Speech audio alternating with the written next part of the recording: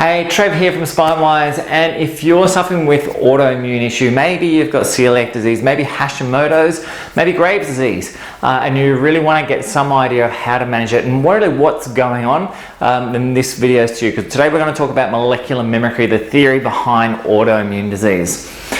So if you're watching these videos and you love our videos, please like the videos, share it around. It's the easiest way for us to get information out to people and help people just like you learn a little bit more about how they can help themselves. If you want us to keep you up to date, turn on notifications on YouTube and we'll keep you posted with all the new videos that we release. All right, so let's talk about molecular mimicry and autoimmune disease, because this is a really complicated topic that not many people are aware of. And whilst there's a lot of good research on this, there's still a lot of controversy around this theory behind autoimmune disease. But what basically happens whenever you get exposed to something foreign that doesn't belong in the system, it might be a virus, it might be a food that gets into the bloodstream, the last line of defense for the human body is to attack it with the immune system. But the immune system is very, very, very, very small, and most of the things that get into our bloodstream are quite large, so it can't wipe the entire thing out. So what actually happens is everything that goes into our system has an amino acid sequence, a protein sequence. So if we create a protein sequence from, say, 1 to 8, what the immune system will do is it goes through and looks for a weakness in that system.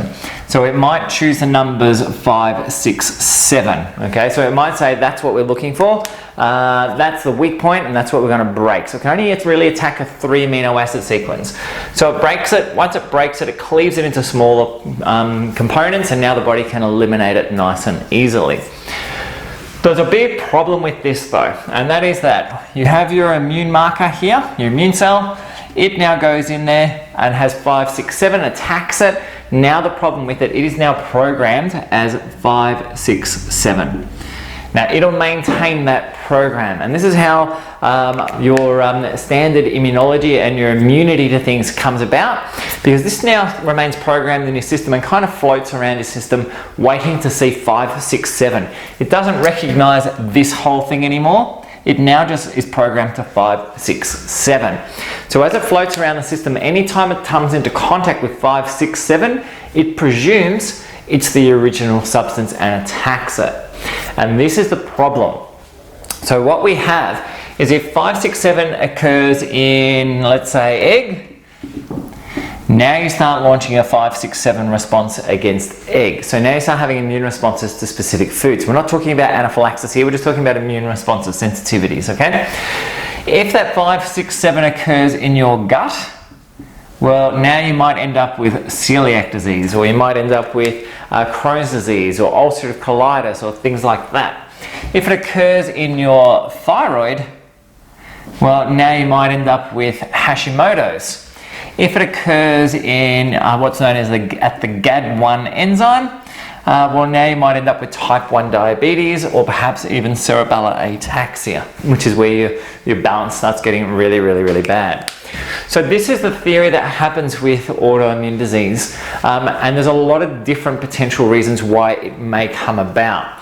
So for instance, if you have a high amount of the original substance going to the system, we may end up producing a lot of these 5, 6, 7s, which increases the risk of producing this. And this is very, very simplified for a complicated immunology, okay? The other thing that might happen is you might have a specific gene marker, like we see with the genes for gluten, the DQ genes. And in those genes now, when you come into contact with this, rather than producing, let's just give it a few random numbers, rather than producing one of these cells for one of these units, you produce 1,000 of them.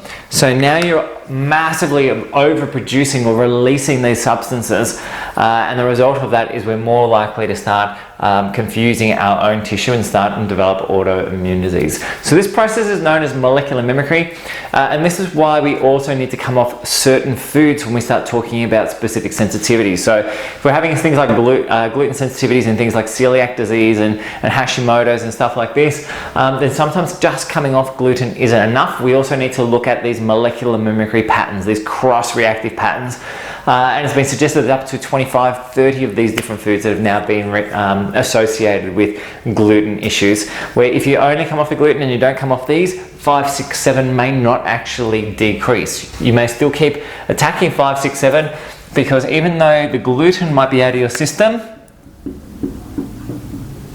5, 6, 7, 8, 9, which might be, say, rye, is still in your system, okay? And now all of a sudden you're having this immune response, this 5, 6, 7 response being stimulated by this substance, no longer the original substance. So these are things we need to be really, really careful of. This is a basic, I mean, this is extremely basic understanding of how autoimmune diseases pop up. We also know things like estrogen stimulate the immune response, which is another common reason why these type of autoimmune diseases are more commonly associated with females than in men, especially in the younger age groups. And also with things such as Hashimoto's are more common after pregnancy for that reason as well, where the estrogen levels have been higher and we have immune changes during pregnancy too.